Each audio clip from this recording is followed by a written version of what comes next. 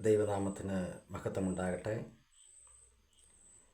ഓൺലൈനിൽ എന്നെ ശ്രദ്ധിച്ചുകൊണ്ടിരിക്കുന്ന എല്ലാ പ്രിയപ്പെട്ടവർക്കും വേഗം വരുന്ന കർത്താവായ യേശു ക്രിസ്തുവിൻ്റെ നിസ്തുല്യ നാമത്തിൽ എൻ്റെ സ്നേഹവന്ദനം അറിയിക്കുന്നു. വീണ്ടും ഒരു ദിവസം കൂടി തിരുവചന പഠനത്തുള്ള ബന്ധത്തിൽ ആയിരിക്കുവാൻ കർത്താവ് കൃപ ചെയ്തതിനായി സ്തോത്രം ചെയ്യുന്നു. കഴിഞ്ഞ ക്ലാസ്സിൽ ഞാൻ സൂചിപ്പിച്ചതുപോലെ വേറിട്ട പഠനം എന്ന പേരിൽ ഇങ്ങനെയൊരു യൂട്യൂബ് ചാനൽ തുടങ്ങുവാൻ കർത്താവ് നമുക്ക് അവസരങ്ങളെ ഒരുക്കി തന്നതോർത്ത് ദൈവത്തിന് നന്ദിയുടെ സ്തോത്രം ചെയ്യുന്നു. കഴിഞ്ഞ ക്ലാസ്സുകളിൽ നിങ്ങൾ സഹകരിച്ച എല്ലാ പ്രവർത്തനത്തിനും വേഗം വരുന്ന കർത്താവ് യേശു ക്രിസ്തുവിൻ്റെ നിസ്തുല്യ നാമത്തിലുള്ള നന്ദിയെ ഞാൻ അറിയിക്കുകയാണ്. കഴിഞ്ഞ ക്ലാസ്സിൽ നമ്മൾ വീഡിയോയിൽ ആദ്യമായി ചിന്തിച്ച് പ്രാരംഭ ക്ലാസ്സായിട്ട് നമ്മൾ ചിന്തിക്കുവാനിടയായി തീർന്നു. മാർത്ത മറിയമാരുടെ ഭവനത്തെക്കുറിച്ചാണ് കഴിഞ്ഞ ക്ലാസ്സിൽ നാം ചിന്തിക്കുവാൻ ഇടയായി തീർന്നത്. ഇന്ന് നമ്മൾ ഉൽപ്പത്തി പുസ്തകത്തിൻ്റെ ബാക്കി ഭാഗമായി ചില കാര്യങ്ങൾ ഓർപ്പിക്കുവാനാണ് ആഗ്രഹിക്കുന്നത്. അതിന് ആധാരമായി വിശുദ്ധ ബൈബിളിൽ ഉൽപ്പത്തി പുസ്തകം 1-ാം അധ്യായം അതിൻ്റെ 6 മുതൽ ഉള്ള വാക്യങ്ങൾ 6, 7, 8 വാക്യങ്ങൾ വായിക്കുവാനായിട്ട് താല്പര്യപ്പെടുകയാണ്. ഉൽപ്പത്തി പുസ്തകം 1-ാം അധ്യായം 6 മുതലുള്ള ചില വാക്യങ്ങൾ. ദൈവം വെള്ളങ്ങളുടെ മധ്യേ ഒരു വിധാനം ഉണ്ടാകട്ടെ, അത് വെള്ളത്തിനും തമ്മിൽ വേർപിരിയായിരിക്കട്ടെ എന്ന് കൽപ്പിച്ചു. വിധാനം ഉണ്ടാക്കിയിട്ട് ദൈവം വിധാനത്തിന് കീഴുള്ള വെള്ളവും വിധാനത്തിന് മീതെയുള്ള വെള്ളവും തമ്മിൽ വേർപിരിച്ചു. അങ്ങനെ സംഭവിച്ചു. ദൈവം വിധാനത്തിന് ആകാശം എന്ന് പേരിട്ടു. സന്ധ്യയായി ഉഷസ്സുമായി 2-ാം ദിവസം.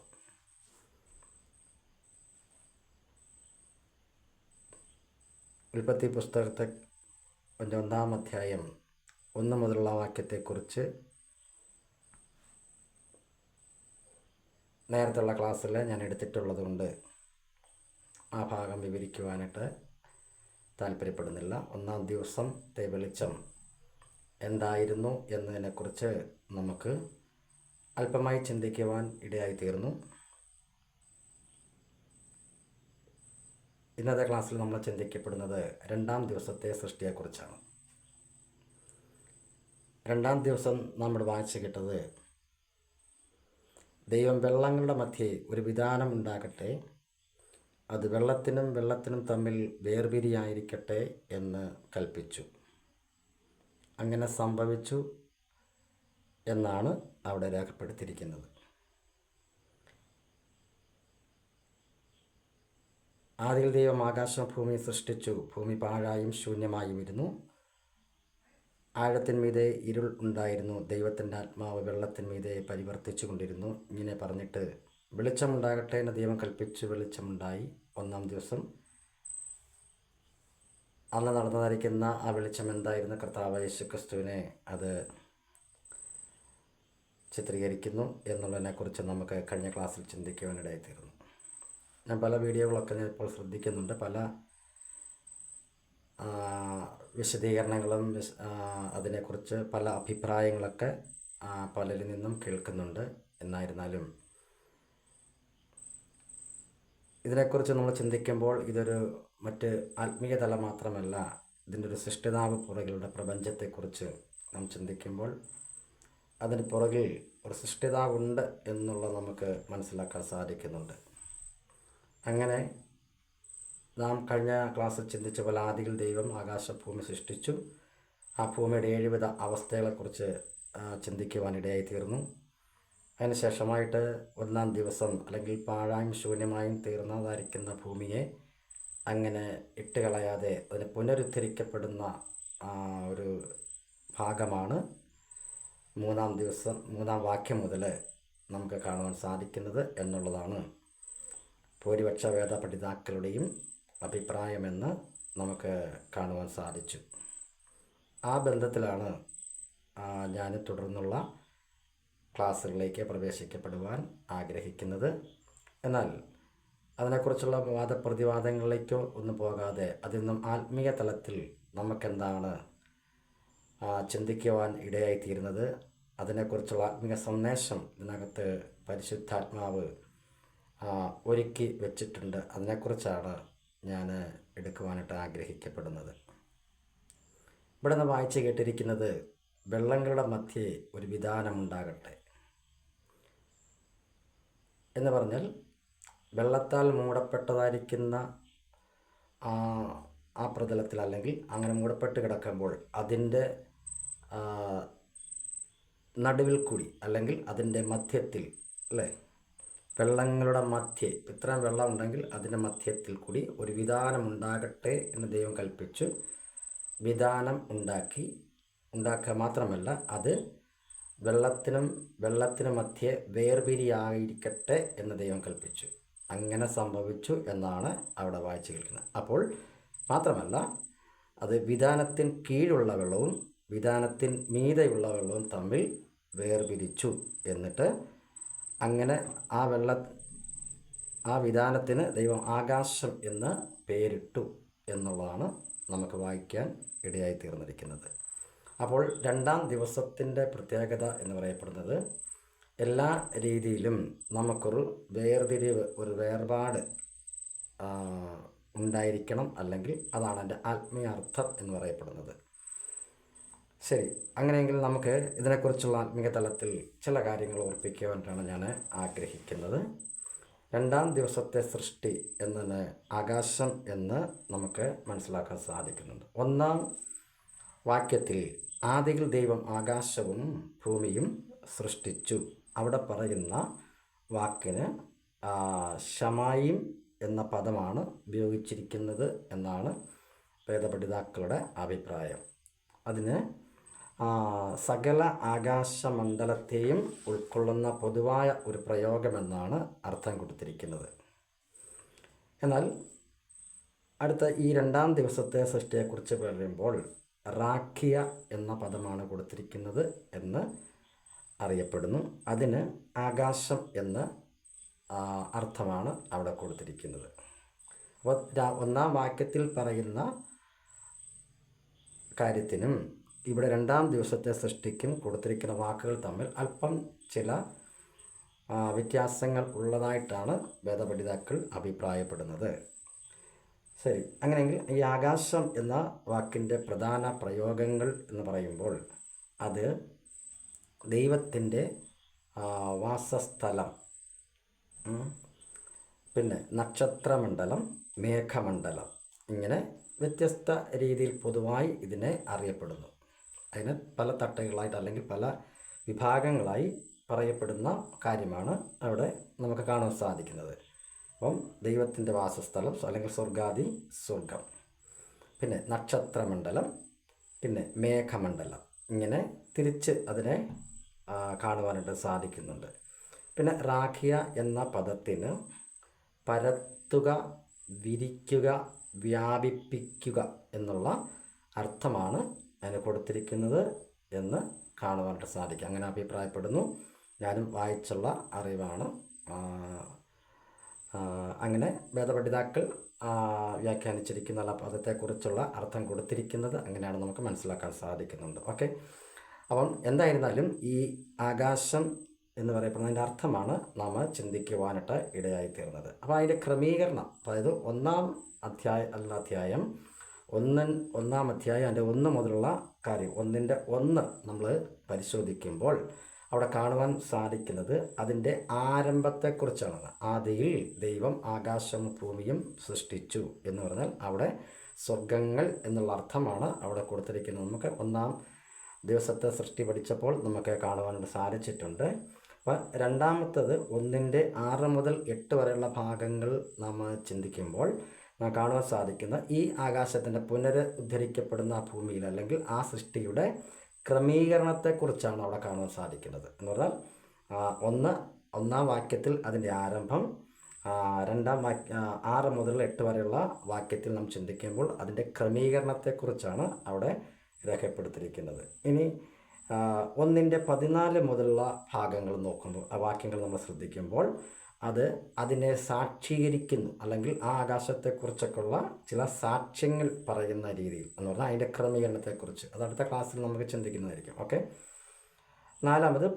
സങ്കീർത്തന പുസ്തകം 19:1 വായിക്കുമ്പോൾ ദൈവത്തിൻ്റെ മഹത്വത്തെ അത് വർണ്ണിക്കപ്പെടുകയാണ്. അതായത് ഈ ആകാശം എന്ന് പറയപ്പെടുന്നത് ദൈവമഹത്വം എന്താണ് എന്നവിടെ കാണുവാനായിട്ട് സാധിക്കുന്നു. ഇങ്ങനെ മാത്രമല്ല, ഈ ആകാശം തുറക്കപ്പെട്ട സന്ദർഭങ്ങൾ വിശുദ്ധ ബൈബിൾ പഠിക്കുമ്പോൾ നമുക്ക് കാണുവാനായിട്ട് സാധിക്കുന്നു. യെഹെസ്കേൽ 1:1, മത്തായിയുടെ സുവിശേഷം 3:16, അപ്പോസ്തല പ്രവൃത്തി 7:56. ഈ ഭാഗങ്ങളൊക്കെ നാം വായിച്ചു നോക്കിയാൽ ഇത് തുറക്കപ്പെട്ട ചില സന്ദർഭത്തിൽ, പ്രത്യേക സാഹചര്യത്തിൽ അത് തുറക്കപ്പെട്ടു, ചില സ്ഥാനങ്ങളിൽ തുറക്കപ്പെട്ടു എന്ന് നമുക്ക് കാണുവാനായിട്ട് സാധിക്കും.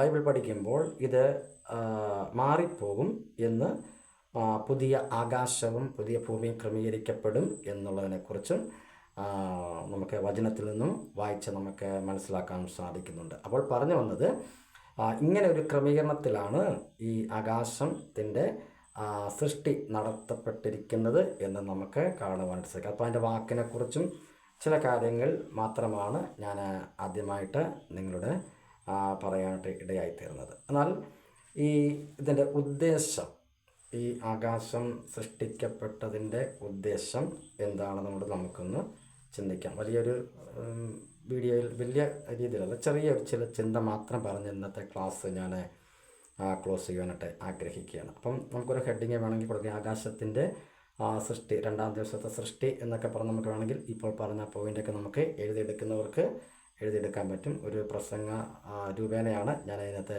എടുക്കുവാനായിട്ട് താല്പര്യപ്പെട്ടുകൊണ്ടിരിക്കുന്നത്. തുടർന്നുള്ള ക്ലാസ്സുകളിലും അങ്ങനെ തന്നെ നമുക്ക് ചിന്തിക്കുവാനായിട്ട് ഇടയായിത്തീരുന്നുണ്ട്. ഓക്കെ. ആകാശം ബ്രാക്കറ്റിൽ 2-ാം ദിവസം എന്ന് വേണമെങ്കിൽ നമുക്ക് കൊടുക്കാം. അപ്പോൾ ഇതിൻ്റെ ഉദ്ദേശം എന്തായിരുന്നു? അപ്പം 1, 2, 3 ഭാഗങ്ങളായിട്ട് നമുക്കത് കാണുവാനായിട്ട് സാധിക്കുന്നുണ്ട്.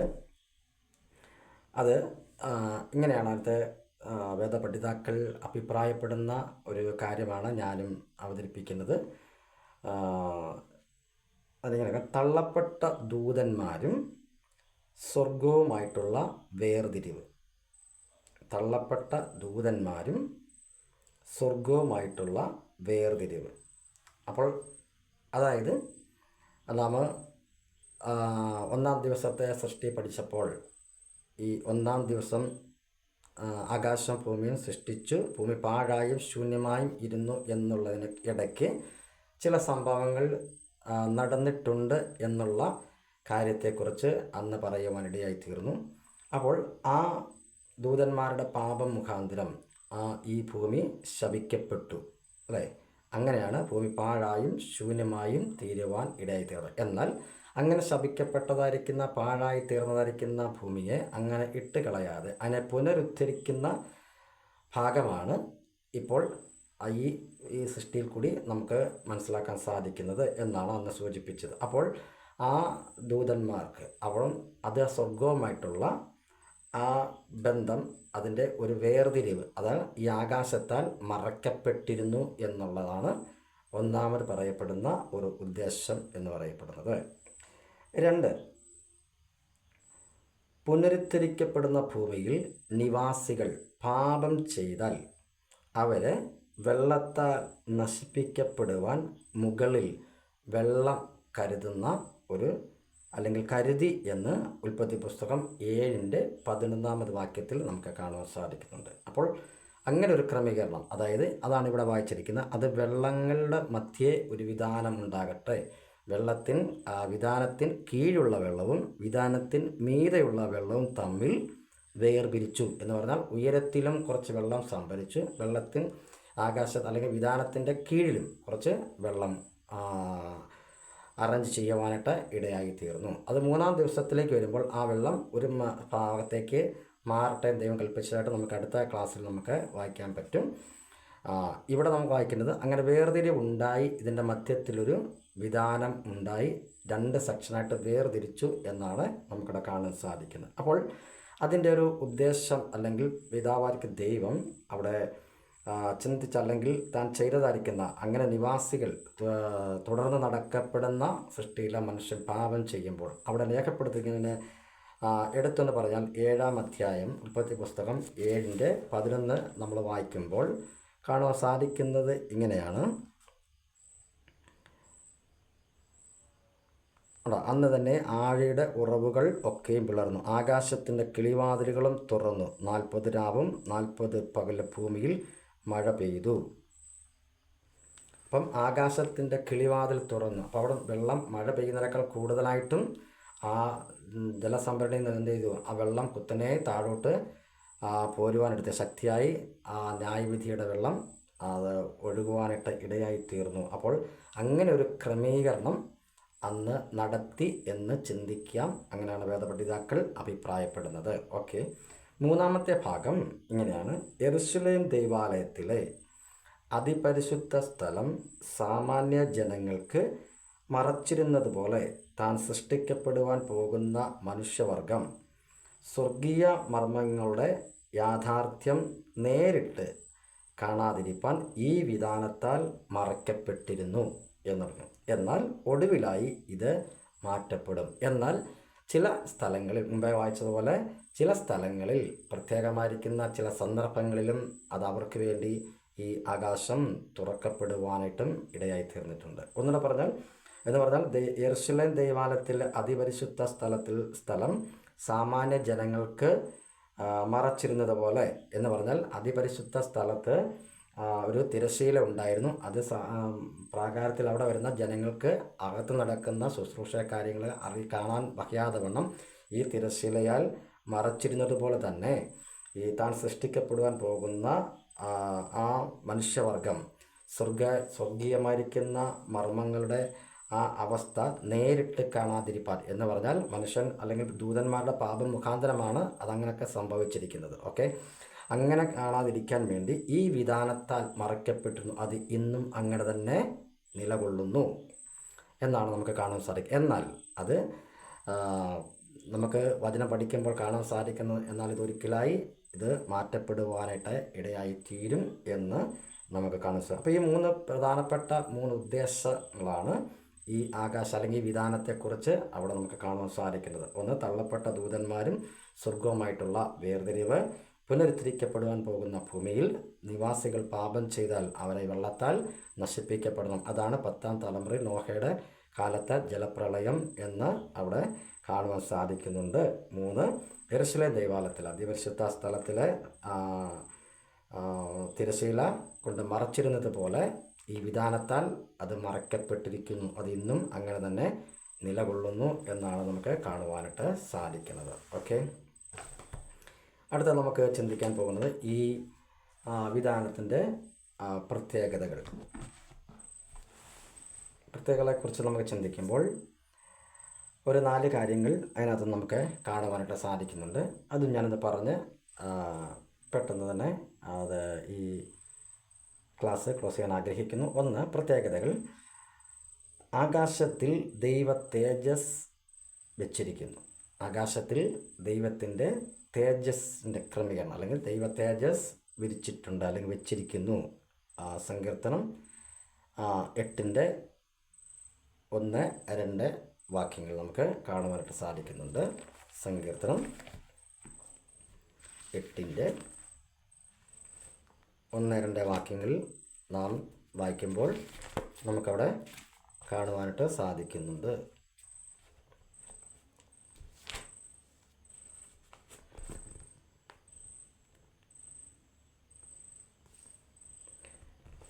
നീ ആകാശത്തിൽ നിൻ്റെ തേജസ് വെച്ചിരിക്കുന്നു. നീ ആകാശത്തിൽ നിൻ്റെ തേജസ് വെച്ചിരിക്കുന്നു. അപ്പോൾ ആകാശത്തിൽ ചില മർമ്മപ്രധാനമായിരിക്കുന്ന കാര്യങ്ങൾ ഉള്ളതായിട്ട്, ദൈവത്തിൻ്റെ മഹത്വത്തെ വർണ്ണിക്കുന്ന പല കാര്യങ്ങളും ഉള്ളതായിട്ട് നമുക്ക് കാണുവാനായിട്ട് സാധിക്കുന്നു. ആകാശത്തെ അതിൻ്റെ അടിസ്ഥാനത്തിന്മേൽ നിർത്തിയിരിക്കുന്നു എന്ന് 2 ശമൂവേലിൻ്റെ പുസ്തകം 22:8 വാക്യത്തിൽ നമുക്ക് കാണുവാൻ സാധിക്കുന്നുണ്ട്.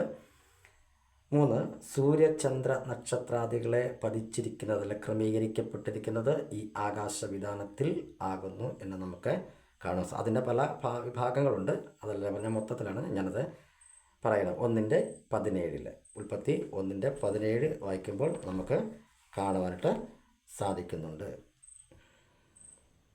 ഭൂമിയെ പ്രകാശിപ്പാനും പകലും രാത്രിയും വാഴുവാനും വെളിച്ചങ്ങളായും ഇരുളിനെയും തമ്മിൽ വേർപിരിയാപ്പാനുമായി ദൈവം അവരെ ആകാശവിധാനത്തിൽ നിർത്തി എന്നവിടെ വായിക്കപ്പെടുന്നു. ഓക്കെ, അപ്പം സൂര്യചന്ദ്ര നക്ഷത്രാദികളെ പതിച്ചിരിക്കുന്നു. 4, ആകാശത്തിൽ അടയാളങ്ങൾ വച്ചിരിക്കുന്നു. ആകാശത്തിൽ ചില അടയാളങ്ങൾ ഉണ്ട്. ഉൽപ്പത്തി 9:12 മുതൽ 14 വരെ,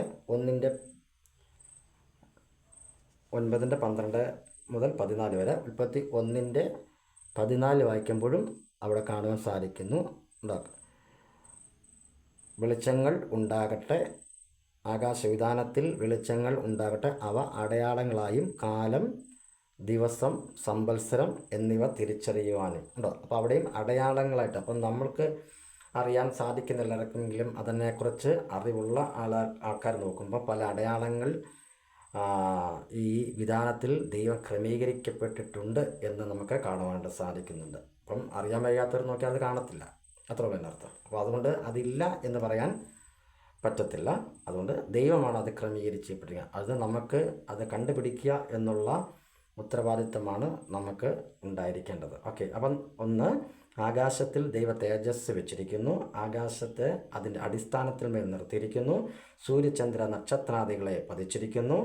ആകാശത്തിൽ അടയാളങ്ങൾ വെച്ചിരിക്കുന്നു. ഇങ്ങനെ പല രീതിയിൽ ഇതിനെക്കുറിച്ച് നമുക്ക് പിന്നെയും വ്യാഖ്യാനിച്ചെടുക്കാനുള്ള പല കാര്യങ്ങളുണ്ടെങ്കിലും ഞാൻ ഷോർട്ടാക്കാണ് വിഷയങ്ങൾ. ഓക്കെ, ഇനി ആകാശത്തിൻ്റെ മറ്റൊരു ഭാഗം കൂടെ നമുക്ക് ചിന്തിച്ച് പോകാം. ആകാശം ഉൽപ്പത്തി 1:6 മുതൽ 8 വരെയുള്ള വാക്യത്തെക്കുറിച്ച്. 1, ദൈവത്തിൻ്റെ മഹത്വം വർണ്ണിക്കുന്നതാണ് ഈ ആകാശവിധാനം എന്ന് പറയുന്നത്. ദൈവമഹത്വം എന്ന് പറഞ്ഞാൽ നാം ചിന്തിക്കുമ്പോൾ അല്ലെങ്കിൽ നമ്മൾ മുകളിലേക്ക് നോക്കിയാൽ ഈ ആകാശം, അതിന് നമുക്ക് പല വ്യാഖ്യാനങ്ങളും പല രീതിയിലും എനിക്ക് പല കാര്യങ്ങളും എനിക്ക് ഓർപ്പിക്കണം എന്നുണ്ട്. എങ്കിലും നമ്മൾ ആ ഒരു തലത്തിലേക്ക് ഞാൻ പോകാൻ ആഗ്രഹിക്കുന്നില്ല. അതുകൊണ്ടാണ് ഞാനിത് ആത്മീയ വിഷയത്തിൽ കൂടി ചിന്തിക്കപ്പെടുന്നത്. അപ്പോൾ നമ്മളിങ്ങനെ മുകളിലേക്ക് നോക്കിയാൽ അതിൻ്റെ ഒരു ക്രമീകരണത്തെക്കുറിച്ച് നമ്മൾ ചിന്തിക്കുമ്പോൾ നമ്മുടെ ഈ മനുഷ്യ മസ്തിഷ്കത്തിന് അതിനെ ആൻസർ കണ്ടുപിടിക്കാൻ വയ്യാത്ത അത്ര അത്ഭുതമാണ് അതിൻ്റെ പിന്നിൽ ഉള്ളത് എന്ന് നമുക്ക് കാണുവാൻ സാധിക്കും. എന്ന് പറഞ്ഞാൽ ഇതിൻ്റെ ഒരു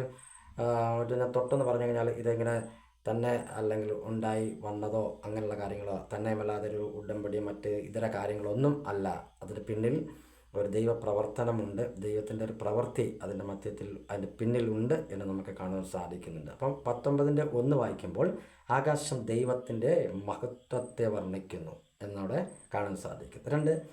19 ആ വാക്യം തന്നെ വയ്ക്കുമ്പോൾ ദൈവപ്രവൃത്തി തെളിയിക്കുന്ന ഒരു കാര്യമാണ് ഈ ആകാശവിധാനത്തിൻ്റെ ക്രമീകരണം എന്ന് പറഞ്ഞാൽ. ഇനി 3-ാമത്തെ ഭാഗം, 3-ാം പോയിന്റ്, ദൈവനീതി വെളിപ്പെടുത്തുന്നു. ദൈവനീതി വെളിപ്പെടുത്തുന്നു. സങ്കീർത്തനം 97:6 വാക്യത്തിൽ അത് നമുക്ക് കാണാൻ സാധിക്കുന്നുണ്ട്. 4, ദൈവ ന്യായവിധി സമയത്തെ സാക്ഷി ആണ് സങ്കീർത്തനം 50:4. ദൈവം ന്യായം വിധിക്കുന്ന സമയത്തിൽ സാക്ഷി പറയുന്നതിന് അല്ലെങ്കിൽ സാക്ഷ്യത്തിന് വേണ്ടി ഈ നമ്മളിപ്പോൾ എന്തായിരുന്നാലും ഈ ഭൂമിയെയും ആകാശത്തെയും മറച്ച് നമുക്കൊരു കാര്യം ചെയ്യാൻ പറ്റത്തില്ല എന്ന് തിരുവചനം നമ്മെ വെളിപ്പെടുത്തുന്നു. അങ്ങനെയെങ്കിൽ ആ സാക്ഷി സമയത്ത് ആവശ്യമെങ്കിൽ ദൈവം അനുവദിക്കപ്പെട്ടാൽ അങ്ങനെ വരും എന്നുള്ളതാണ് അതിൽ നിന്ന് നമുക്ക് മനസ്സിലാക്കാൻ സാധിക്കുന്നത്. ന്യായവിധി സമയത്തെ സാക്ഷി എന്നവിടെ രേഖപ്പെടുത്തിയിരിക്കുന്നത് സങ്കീർത്തനം 50:4. 5, പുസ്തകച്ചുരുൾ പോലെ മാറ്റപ്പെടും. വെളിപ്പാട് പുസ്തകം 6:14 നമുക്ക് കാണുവാനായിട്ട് സാധിക്കുന്നുണ്ട്. ഇങ്ങനെ ആകാശത്തെക്കുറിച്ച് പല തിയറികളായിട്ട് നമുക്ക് പഠിക്കാനായിട്ട് സാധിക്കുന്നുണ്ട്. എന്നാൽ ഇന്ന് നമ്മുടെ ക്ലാസ്സിൽ ഇത്രയും മാത്രം ഞാനിപ്പോൾ പറയാൻ ആഗ്രഹിക്കുന്നുള്ളൂ. എങ്കിലും ചില കാര്യങ്ങൾ ഇതിനെക്കുറിച്ച് മാത്രം ഓർപ്പിച്ചു എന്നുള്ളത്. എന്നാൽ മറ്റൊരു പ്രത്യേകത ഇതിനകത്ത് ഉള്ളതായിട്ട് ഈ മറ്റെല്ലാ സൃഷ്ടി കാര്യങ്ങളെക്കുറിച്ച് നമ്മൾ ചിന്തിക്കുമ്പോൾ ഏറ്റവും ഒടുവിലായി ദൈവം പറയുന്ന ഒരു കാര്യമുണ്ട്. നല്ലത് എന്ന് ദൈവം കണ്ടു. സന്ധ്യാവിഷസ്സുമായി 1-ാം ദിവസം, സന്ധ്യാവിഷസ്സുമായി 3-ാം ദിവസം, നല്ലതെന്ന് ദൈവം കണ്ടു സന്ധ്യാവിഷസ്സുമായി 4-ാം ദിവസം. ഇങ്ങനെ എല്ലാ സൃഷ്ടിയെക്കുറിച്ചും നമ്മൾ ചിന്തിക്കപ്പെടുമ്പോൾ അത് നല്ലത് എന്ന് ദൈവം കണ്ടു സന്ധ്യാവിഷസ്സുമായി ഇത്രാം ദിവസം എന്ന് പറഞ്ഞ് തീർക്കുമ്പോൾ ഈ രണ്ടാം ദിവസത്തെ സൃഷ്ടിക്ക് മാത്രം നല്ലതെന്ന് ദൈവം കണ്ടില്ല എന്നുള്ളൊരു പ്രത്യേകത അതിന് വരുന്നുണ്ട്. അതിൻ്റെ കാരണം ഞാൻ മുമ്പേ പറഞ്ഞതായ ചില രണ്ട് കാര്യങ്ങളാണ് എന്നുള്ളതാണ് വേദപഠിതാക്കളുടെ ഒരു അഭിപ്രായം. എന്ന് പറഞ്ഞാൽ അതിൻ്റെ വെള്ളങ്ങളുടെ മധ്യേ ഒരു വിധാനമുണ്ടാകട്ടെ, അത് വെള്ളത്തിനും മധ്യേ വേർപിരിയായിരിക്കട്ടെ എന്ന് ദൈവം കൽപ്പിച്ചപ്പോൾ അതെന്ത് ഈ വിധാനത്തിന് മേലുള്ള വെള്ളവും കീഴുള്ള വെള്ളവും തമ്മിൽ വേർതിരിച്ചു. അപ്പോൾ ഈ മുകളിൽ വെള്ളം കരുതിയതിൻ്റെ കാരണം എന്താണെന്ന് ചോദിച്ചു കഴിഞ്ഞാൽ അതുണ്ട്, ഈ താൻ സൃഷ്ടിക്കപ്പെടാൻ പോകുന്ന നമ്മൾ ഉദ്ദേശത്തെക്കുറിച്ച് പഠിച്ചപ്പോൾ നമ്മൾ എഴുതി കാണുമല്ലോ അല്ലേ, പുനരുദ്ധരിക്കപ്പെടുന്ന ഭൂമിയിൽ നിവാസികൾ പാപം ചെയ്താൽ അവരെ ഈ വെള്ളത്താൽ നശിപ്പിക്കപ്പെടേണ്ടതിന് മുകളിൽ വെള്ളം സംഭരിച്ചു. അപ്പോൾ അതൊരു പ്രത്യേക അങ്ങനെയുള്ള ഒരു കാര്യത്തിന് വേണ്ടി ആയിരുന്നത് കൊണ്ട് അതിനെ എന്ത് ചെയ്യുന്നില്ല, നല്ലതെന്ന് ദൈവം കണ്ടില്ല എന്നുള്ള ഒരു അഭിപ്രായം അവിടെ വേദപഠിതാക്കൾ അല്ലെങ്കിൽ പറയപ്പെടുന്നു. അപ്പോൾ അതുകൊണ്ട് ഞാനും അത് തന്നെ ഭാഗമെടുക്കുക. അപ്പോൾ അതുകൊണ്ട് അവിടെ നല്ലതെന്ന് ദൈവം കണ്ടില്ല എന്ന് നമുക്ക് കാണുവാൻ സാധിക്കും. ബാക്കി എല്ലാ സൃഷ്ടിയിലും എല്ലാ ദിവസത്തെ സൃഷ്ടിയും നല്ലതെന്ന് ദൈവം കണ്ടു എന്ന് പറഞ്ഞ് പോകുന്നുണ്ട്. അപ്പോൾ ഇവിടെ അത് പറയാത്തതിൻ്റെ കാരണം ഇങ്ങനൊരു കാര്യം ഉണ്ടായിരുന്നത് കൊണ്ട് നല്ലതെന്ന് ദൈവം കണ്ടില്ല എന്നാണ് വേദപഠിതാക്കളുടെ ഒരഭിപ്രായം. അപ്പോൾ എന്തെന്ന് പറഞ്ഞതിൻ്റെ അർത്ഥം അതിൻ്റെ ആത്മീയ തലത്തിൽ നാം പഠിക്കുമ്പോൾ എന്താണ്, നമുക്ക് ഈ ലോകത്തിൽ ആയിരിക്കുമ്പോൾ ഈ രണ്ടാം ദിവസത്തെ സൃഷ്ടി പോലെ തന്നെ ഈ പുതിയൊരു പ്രപഞ്ചതലയിൽ പുതിയൊരു സ്ഥലത്തേക്ക് നാം പ്രവേശിക്കപ്പെടുമ്പോൾ നമ്മുടെ ഭാവി പ്രത്യാശ അനുഗ്രഹമായി തീരണമെങ്കിൽ ഈ ലോകത്ത് അല്ലെങ്കിൽ ഈ ലോകപരമായിട്ടിരിക്കുന്ന എല്ലാത്തിൽ നിന്നും നമുക്കൊരു വേർപാട്, ഒരു വിശുദ്ധി ഇതൊക്കെ ഉണ്ടായിരിക്കണം എന്നുള്ളതാണ് ഈ രണ്ടാം ദിവസത്തെ സൃഷ്ടിയിൽ കൂടി നമുക്ക് ആത്മീയ തലത്തിൽ ചിന്തിക്കുവാനായിട്ട് ഇടയായിത്തീരുന്നത്. അതിനുവേണ്ടി നമുക്ക് എന്ത് ചെയ്യണം? ദൈവവചനപ്രകാരം നമ്മളെ ജീവിതത്തെ ക്രമീകരിക്കപ്പെട്ട് വചനത്തിൽ പറയപ്പെടുന്ന കാര്യങ്ങൾ അനുസരിച്ച് നമ്മൾ മുമ്പോട്ട് നമ്മുടെ ജീവിതത്തെ ക്രമീകരിക്കപ്പെടുമ്പോൾ ഇതുപോലെ ഒരു വേർപാട് നമ്മുടെ ജീവിതത്തിൽ ഉണ്ടായിരിക്കാം. അപ്പോൾ ഒരു പ്രത്യേക തലത്തിലുള്ള ഒരു സൃഷ്ടി ആണ് ഇവിടെ ഈ രണ്ടാം ദിവസത്തെ സൃഷ്ടിയിൽ നമുക്ക് കാണുവാനായിട്ട് സാധിക്കുന്നത് എന്നുള്ളത്. പിന്നെയും സവിസ്താരമായിട്ട് പല കാര്യങ്ങൾ ഇതിനെക്കുറിച്ച് പറയാനുണ്ടെങ്കിലും ഞാൻ ഇത്രയും പറഞ്ഞ് ഞാൻ എൻ്റെ ഈ ഭാഗത്തെ ഈ രണ്ടാം ദിവസത്തെ സൃഷ്ടിയെക്കുറിച്ചുള്ള വിവരണം ഞാനിവിടെ അവസാനിപ്പിക്കണം. അപ്പോൾ നമ്മളിന്ന് ചിന്തിച്ചത് അതിൻ്റെ ഉദ്ദേശം, അതിൻ്റെ പ്രത്യേകതകൾ, പിന്നെ ആകാശത്തെക്കുറിച്ച് ഒരു ഷോർട്ടായിട്ടുള്ള ഒരു 5 പോയിൻ്റാണ്. 1, ദൈവമഹത്വം വെളിപ്പെടുത്തുന്നു. 2, ദൈവത്തിൻ്റെ പ്രവൃത്തി വെളിപ്പെടുത്തുന്നു. 3, ദൈവനീതി വെളിപ്പെടുത്തുന്നു. 4, ന്യായവിധി സമയത്തെ സാക്ഷിയായിട്ട് ദൈവം അതിനെ നിർത്തിയിരിക്കുന്നു. പിന്നെ ഏറ്റവും ഒടുവിലായി പുസ്തകച്ചുരുൾ പോലെ ഇത് മാറ്റപ്പെടും. പുതിയ ആകാശവും പുതിയ ഭൂമിയും ദൈവം സൃഷ്ടിക്കും. അത് എന്തായിരുന്നാലും അത് വചനത്തിൽ ഇന്ന് വരെ പറഞ്ഞിരിക്കുന്ന, കഴിഞ്ഞ നാളുകളിൽ പറഞ്ഞിരിക്കുന്ന, അല്ലെങ്കിൽ നേരത്തെ സംഭവിച്ചതും ഇപ്പോൾ സംഭവിച്ചുകൊണ്ടിരിക്കുന്നതും നാളെ സംഭവിക്കാൻ പോകുന്ന കാര്യങ്ങളും ശുദ്ധ ബൈബിൾ രേഖപ്പെടുത്തിയിരിക്കുന്നതുകൊണ്ട് നമുക്കത് കൃത്യമായിട്ടും അത് വിശ്വസിക്കാൻ പറ്റുന്ന കാര്യമാണ് എന്നുള്ള കാര്യത്തെക്കുറിച്ചൊരു സത്യം കൂടെ അറിയിച്ചുകൊണ്ട് ഈ വചനത്തിൽ അല്ലെങ്കിൽ രണ്ടാം ദിവസത്തെ സൃഷ്ടിയിൽ നമുക്കുള്ള ഗുണപാഠം എന്ന് പറയപ്പെടുന്നത് ഒരു വേർപാട്, ഒരു വേർതിരിവ് ഈ ദിവസങ്ങളായിട്ട് നമ്മുടെ ജീവിതത്തിലും ഉണ്ടായിരിക്കുവാൻ കർത്താവ് നമുക്ക് അവസരങ്ങൾ ഒരുക്കിത്തരട്ടെ എന്ന് ആത്മാർത്ഥമായി പ്രാർത്ഥിക്കുകയും പ്രാർത്ഥിക്കുകയും ചെയ്തുകൊണ്ട് ഈ വചനങ്ങളാൽ ദൈവം നമ്മെ ഓരോരുത്തരെയും അനുഗ്രഹിക്കട്ടെ എന്ന് ഓർപ്പിച്ചും കൊണ്ട് ഇന്നത്തെ ഈ ക്ലാസ് ഞാൻ നിർത്തുന്നു. ദൈവം ഈ വചനങ്ങളാൽ അനുഗ്രഹിക്കുമാറാകട്ടെ. ആമേൻ.